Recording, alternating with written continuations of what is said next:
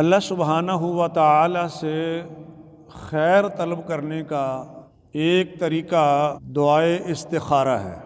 خیر طلب کرنے کی دعا،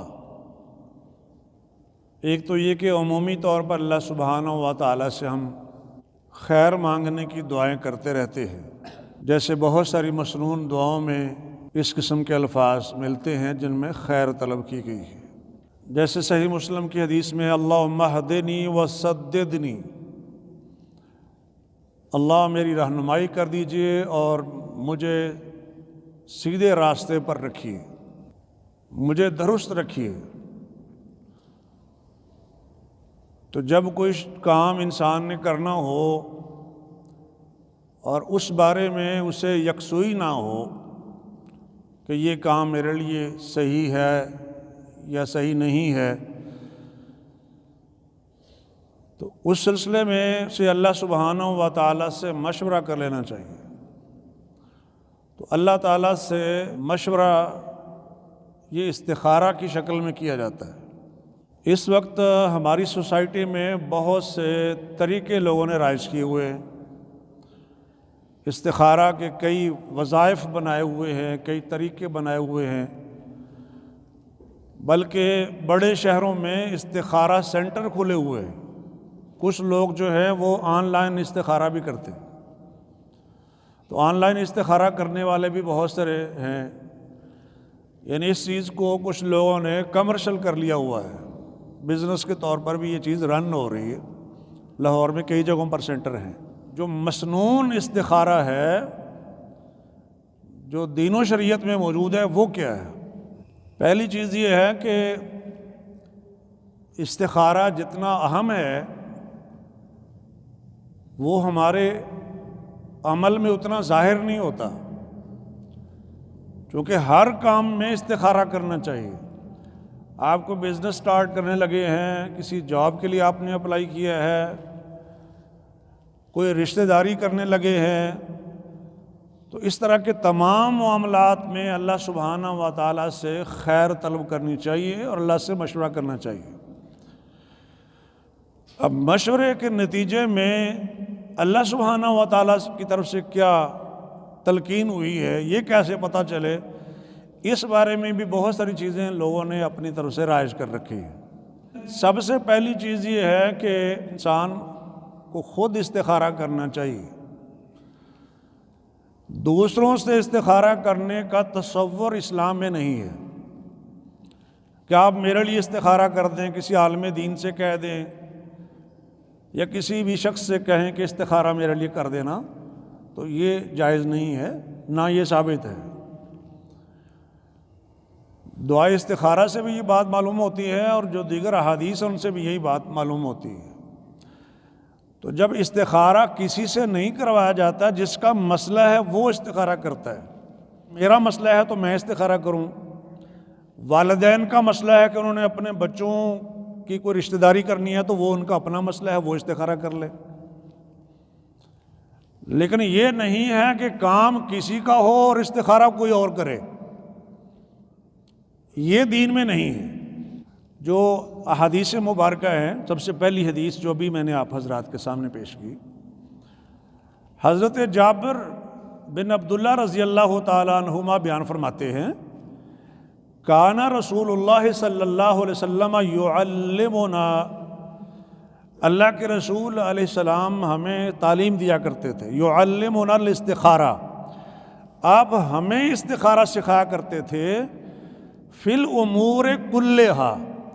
تمام کاموں میں استخارہ سکھایا کرتے تھے۔ جو بھی کام کرنا ہے وہ دو مختلف کاموں میں آپ کی یکسوئی نہ ہو ذہنی طور پر، یا کوئی ایک کام بھی ہے تو اس میں بھی استخارہ کیا جائے گا۔ اب یہ نہیں کہ دو جگہوں پر آپ نے اپلائی کیا ہے، چار رشتے ہیں تو کون سا صحیح ہے کون سا نہیں ہے۔ استخارہ اس کے لیے بھی ہے لیکن صرف اس کے لیے نہیں ہے، ایک کام بھی آپ نے کرنا ہے تو اس میں آپ اللہ سے مشورہ کر لیں، استخارہ کر لیں، کیونکہ حدیث میں بھی یہ لفظ ابھی آپ سن رہے ہیں کہ تمام کاموں میں اللہ کے رسول علیہ السلام ہمیں استخارہ سکھایا کرتے تھے۔ اب یہ بات سمجھ لیں کہ تمام کاموں سے مراد وہ کام نہیں ہے جن میں حکم دیا گیا ہے، مطلب یہ کہ اللہ نے ہمیں حکم دیا نماز پڑھو، اب نمازیں 5 نمازیں پڑھنے کا حکم ہے، تو بندہ استخارہ کرنے بیٹھ جائے کہ اب میں استخارہ کرتا ہوں نمازیں 3 پڑھوں کہ 5، تو ایسی جگہ پر استخارہ کرنا حرام ہے۔ یہ تو اللہ کا حکم ہے، درکار خیر حاجت استخارہ نیس، جو خیر کا حکم دیا گیا وہ تو آپ نے کرنا ہی کرنا ہے، وہ تو لازم ہے،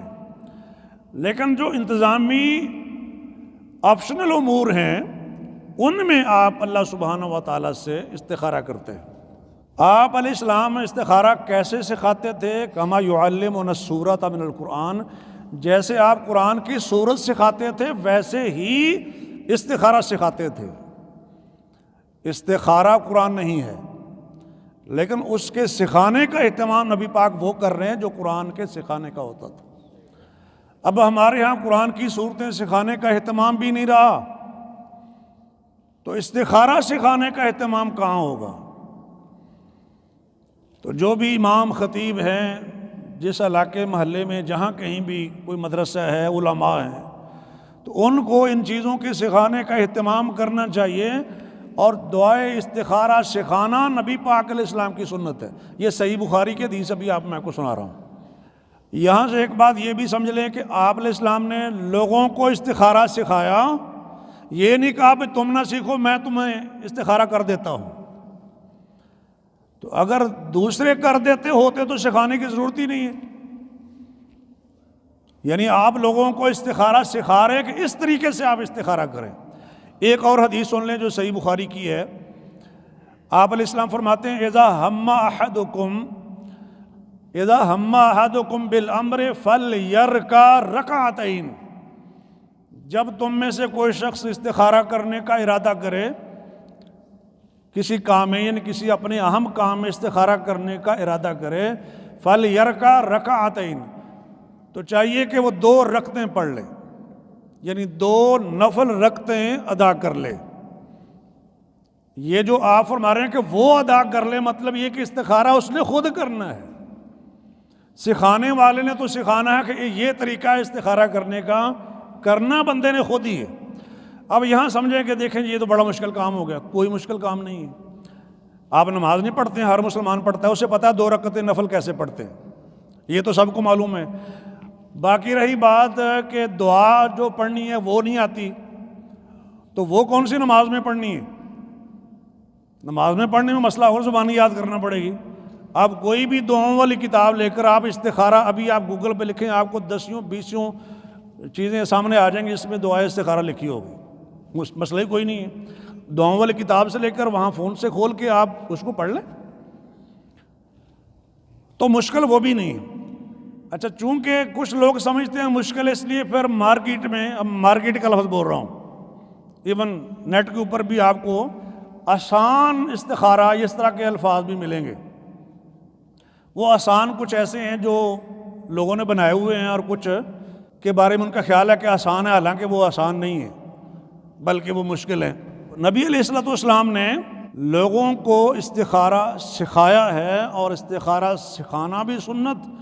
اور استخارہ کرنا بھی سنت، اور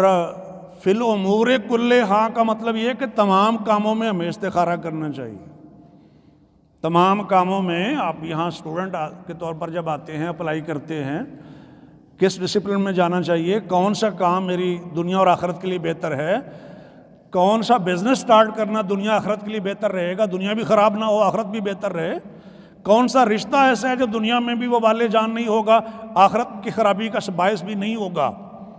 وہ تو اللہ سبحانہ و تعالیٰ خیر ڈالیں گے تو تبھی خیر ہو سکتی ہے نا۔ وہ اللہ سے آپ طلب کریں، اللہ سے مانگیں، بیدک الخیر، جس کے ہاتھ میں ہر خیر ہے۔ مشورہ اللہ سے کریں گے تو پتہ کیسے چلے گا؟ اب اس کے لیے پتہ چلنا ضروری نہیں ہے، نہ اس کے لیے سونا ضروری ہے، نہ خواب میں آنا ضروری ہے، نہ کسی بزرگ کا خواب میں آنا ضروری ہے، کچھ ضروری نہیں۔ ہو سکتا ہے خواب آ جائے، ہو سکتا ہے اشارہ ہو جائے، اصل تو یہ ہے کہ اسباب ایسے مہیا ہو جائیں گے کہ وہ کام جو آپ کی دنیا آخرت کے لیے بہتر ہے بس وہی رہے گا، باقی سائڈ پر ہو جائیں گے، آپ کا ذہن اس طرف نہیں جائے گا۔ آپ نے 4 جگہ پر ڈاکومنٹس بھیجے ہیں، جاب کے لیے مثال دے رہا ہوں، اب 2-3 جگہ سے آفر آ گئی، اب بندہ سوچتا ہے کہ کدھر جائے، کون سا بہتر رہے گا۔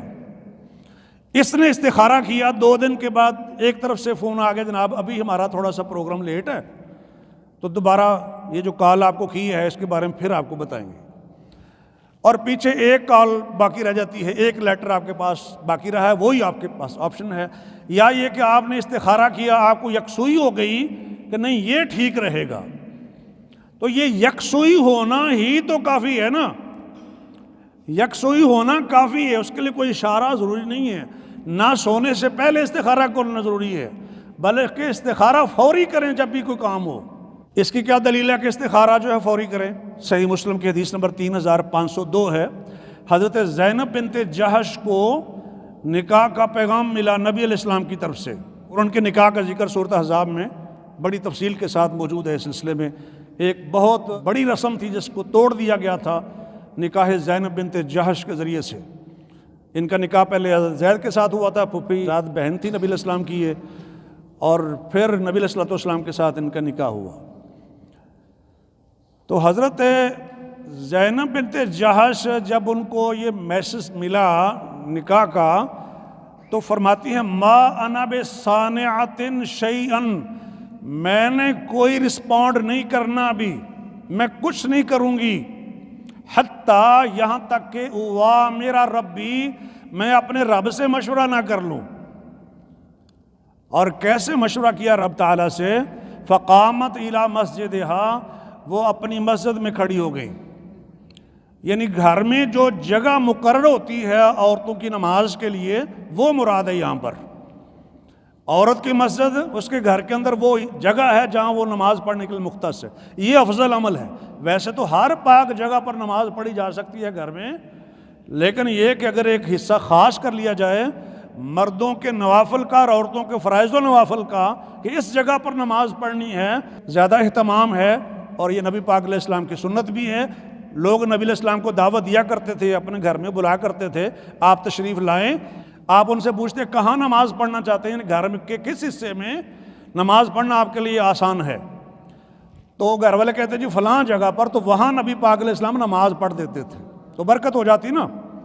تو پھر گھر والے وہیں پر ہی نوافل وغیرہ ادا کرتے تھے۔ تو یہ گھر کی مسجد ہے، مسجد ہاں۔ تو حضرت زینب اپنی گھر کی مسجد میں، یعنی مختص حصے میں جو نماز کے لیے تھا، وہاں پر کھڑی ہو گئی، 2 رکعتیں ادا کرتی ہیں اور استخارہ کرتی ہیں، رب سے مشورہ کرتی ہیں۔ تو اب انہوں نے انتظار نہیں کیا کہ رات ہوگی، عشاء کے بعد استخارہ ہوگا، اس کے بعد کسی سے بات نہیں کرنی، پھر فوراً سو جانا ہے، ایسا کچھ نہیں ہے، فوراً استخارہ، یہ جو اسلام کی تعلیم میں ہے۔ نبی علیہ السلام فرماتے تھے جب کوئی استخارہ کرنا چاہے تو اس کو چاہیے کہ 2 رکعتیں ادا کرے، اور اس میں آپ نے یہ نہیں کہا کہ پہلی رکعت میں یہ سورت پڑھے، دوسرے میں یہ بھی نہیں، آپ نے پابندی نہیں لگائی، کوئی بھی صورتیں آپ ان 2 رکعتوں میں پڑھ سکتے ہیں، 2 رکعتیں ادا کریں اور پھر یہ دعا کریں اللہم انی استخیرک بعلمک، اے اللہ میں آپ کے علم کے توسط سے آپ سے استخارہ کرتا ہوں، خیر طلب کرتا ہوں، علم کے توسط سے آپ سے استخارہ کرتا ہوں۔ یہ دعا جو صحیح بخاری میں ہے آپ علیہ السلام نے سکھائی، صحیح بخاری حدیث نمبر 1162، وَأَسْتَقْدِرُكَ بِقُدْرَتِكَ، اور آپ کی طاقت سے میں طاقت کا سوال کرتا ہوں، وَأَسْأَلُكَ مِنْ فَضْلِكَ الْعَظِيمِ، اور آپ کے عظیم فضل کا سوالی ہوں، فَإِنَّكَ تَقْدِرُ وَلَا أَقْدِرُ، آپ کا ہی اختیار ہے، میرے پاس کوئی اختیار نہیں ہے، طاقت آپ کی ہے، میری کوئی طاقت نہیں ہے، وَتَعْلَمُ وَلَا أَعْلَمُ، آپ جانتے ہیں میں نہیں جانتا، وَأَنْتَ عَلَّامُ الْغُیُوبِ، آپ ہی غیبوں کے جاننے والے ہیں، فَإِن كُنْتَ تَعْلَمُ أَنَّ هَذَا الْأَمْرَ خَيْرٌ لِّي، اللہ اگر آپ کے علم کے مطابق میرا یہ کام، اور حدیث میں ہے آپ نے فرمایا کہ وہ کام کا نام بھی لے سکتا ہے، ظاہر عربی میں اگر اس کا نام لے سکتا ہے، کوئی الوظیفہ ہے یا کوئی عمل ہے، کوئی بھی کام ہے، تو وہ اس کا حاضل امر کی جگہ پر وہ کام لے لے یا نہ بھی لے، ذہن میں رکھ لے کہ میرے نزدیک یہ جو میرا کام ہے، اللہ تو دل کی بھی جانتا ہے، لے سکے تو لے لے، یا پھر دعا پڑھنے کے بعد اپنی زبان میں کہہ لے۔ وہ کام کس اعتبار سے مفید ہونا چاہیے؟ فرمایا کہ وہ یہ کہے خیر لی فی دینی، میرے دین کے اعتبار سے میرے لیے بہتر ہے، وہ معاشی، میری معاش یعنی میری زندگی کے اعتبار سے بہتر ہے، وہ عاقبت امری، اور انجام کار کے اعتبار سے اگر یہ بہتر ہے تو مجھے اس کی توفیق عطا فرما دیجئے میرے لیے، فقدرہ لی، یسرہ لی، اور میرے لیے آسان کر دیجئے، ثم بارک لی فی، اور پھر اس میں میرے لیے برکت عطا فرما دیجئے اگر یہ میرے لیے بہتر ہے۔ اب یہاں دیکھیں آخرت کی فکر بھی اس کام کے ساتھ ہی موجود ہے، صرف دنیا نہیں ہے، یہ مومنین کی بات ہو رہی ہے۔ اور یہاں دیکھیں کہ یہ جو کہتے ہیں نا دین و دنیا نہیں ہے، دنیا و آخرت ہے، دنیا کی زندگی اور اس کے بعد پھر آخرت ہے۔ دنیا کیسے گزارنی ہے وہ بھی ہمیں دین بتاتا ہے، دین و دنیا کا کوئی مقابلہ نہیں ہے، نہ یہ ٹرمز ہیں دین و دنیا کی،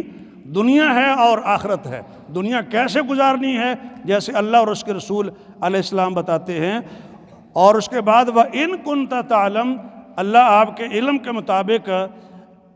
ان ھذا الامر شر لی، اگر یہ کام میرے لیے برا ہے، میرے دین کے اعتبار سے، میری زندگی کے اعتبار سے، میرے انجام کار کے اعتبار سے، فاصرفہ انی، اس کو مجھ سے دور کر دیجئے، واصرفنی عنہ، اور مجھے اس سے دور کر دیجئے، یعنی میں اس سے بچ جاؤں اور یہ کام مجھ سے چھوٹ جائے۔ اگر یہ میرے لیے بہتر نہیں ہے، میرے لیے برا ہے، یہ دعا کرے وقدر، اور میری قدرت میں کر دیجئے لی الخیر، خیر، یعنی مجھے خیر عطا فرما دیجئے، حیث کانا، خیر جہاں بھی ہو اللہ مجھے وہ عطا فرما دیجئے، ثم ارزنی بہ، پھر مجھے اس پر سیٹسفائیڈ بھی کر دیجئے۔ اب کام تو اچھا کر رہے ہیں، سب کچھ ٹھیک چل رہا ہے، لیکن بندہ مطمئن نہیں ہے، یار یہ جاب ٹھیک نہیں ہے، یہ کام ٹھیک نہیں ہے، یہ صحیح نہیں ہو رہا، یعنی وہ جو غیر یقینی صورتحال ہے، غیر تسلی بخش، وہ بھی ہے۔ تو اللہ سے استخارے میں یہ دعا بھی کرنا کہ اللہ اس پر مجھے راضی بھی کر دے، یعنی دل کے یقین کے ساتھ، پھر پوری تسلی کے ساتھ میں وہ کام کروں۔ یہ دعا نبی علیہ السلام سکھایا کرتے تھے۔ اس کے ساتھ سے ٹھیک ہے باقی لوگوں سے جو اہل خیر ہیں، اچھے لوگ ہیں، سمجھدار ہیں، مخلصین ہیں، ان کے ساتھ مشاورت بھی کر لیں۔ وَشَاوِرْهُمْ فِي الْأَمْرِ وَأَمْرُهُمْ شُورَىٰ بَيْنَهُمْ کے مطابق، تو یقیناً اس کے لیے خیر ہی خیر ہوگی، چونکہ اللہ سے مشورہ کیا ہے اور اللہ خیر پیدا کرنے پر قادر ہے۔